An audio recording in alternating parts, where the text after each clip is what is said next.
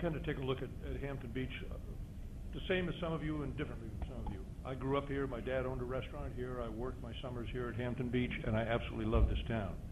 And that's one of the reasons why I've made a point of getting involved in a lot of the agencies that can do something to better it. The Coastal Economic Development Commission, the Hampton Beach Area Commission, and so forth. And I've seen an awful lot of ideas come back and forth on this. And I'd like to put it in the context, when Tommy Higgins served on the Beach Commission, he came up with a thing that said, let's make sure every time we leave one of these meetings, we have the sense that we've accomplished something, that we've really done something rather than just jawed about it. And so I've got a little list that I've been working on as people have been talking here. First of all, I think that the biggest thing we need is balance. The commercial and the residential and the condos versus the businesses. I've heard arguments that are very strong arguments on both sides of that. There's got to be a balance so that they can both coexist. You can't have all condos or the place will die. You can't have all businesses or nobody will be here. So I think we need to find a balance. That's one of the essential elements that we've got to go for. Another one, incentives. If we expect new businesses, just as Ray just said, and earlier speaker just said, we've got to do things that will be an incentive, not a blockage for people to build or rebuild or improve. I kind of like the idea of the two-tiered tax setup for the winter season and the summer season.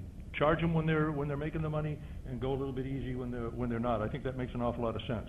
We've tried things in the past like a TIF district, Tax Increment Finance Authority, and people who came after that like you wouldn't believe because they didn't understand it. Well, we need to get education out there so that people understand that is a very effective tool. The city of Keene uses that and puts $20 million a year back into their economy, or did for quite a number of years by using that. Zoning. We've tried zoning. It hasn't been effective. People have attacked that. We've got to come back and educate people as to why zoning is good and why you can go up higher and still not have an adverse impact on the area.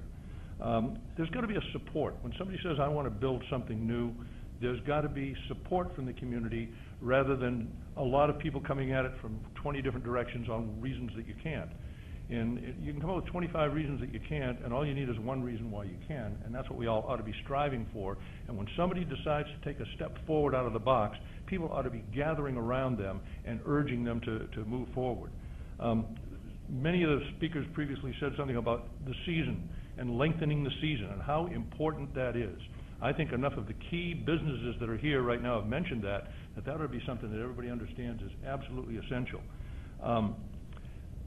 You can't build a lot of hotel rooms and restaurants. It's not like a field of dreams. You don't build it and they will come. They don't come here, oh, let's go up to Hampton and see the new hotel room.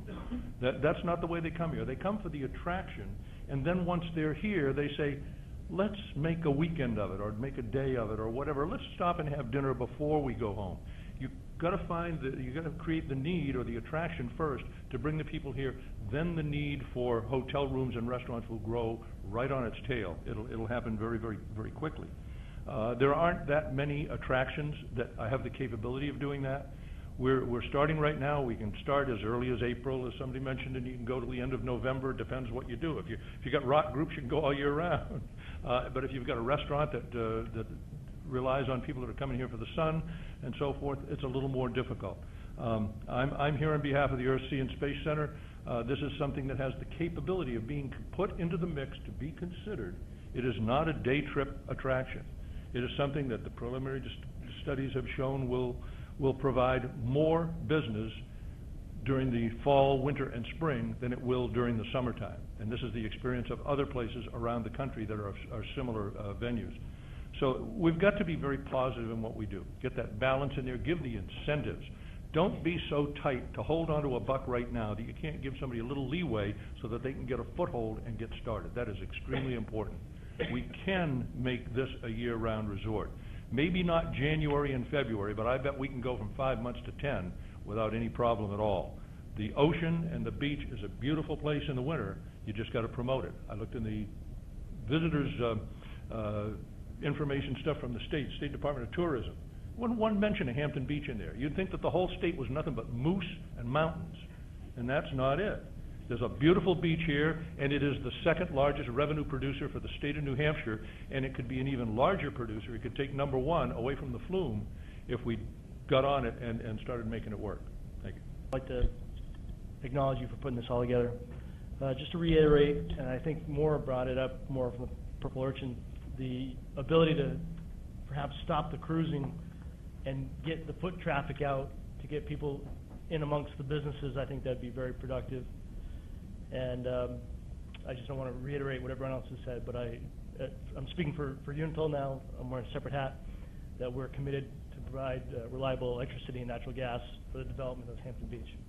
That's all I get, John.